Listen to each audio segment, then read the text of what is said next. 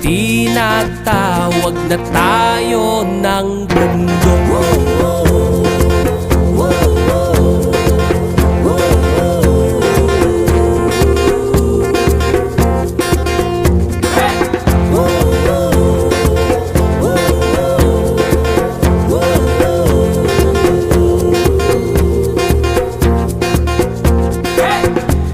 Tumakas na tayo malayo sa maraming tao, humiwalay at magtago sa maingay at malabong mundo.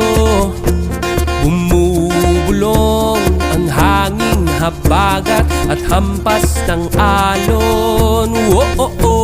Dumudulog at iyayakap na tayo ng karagatan.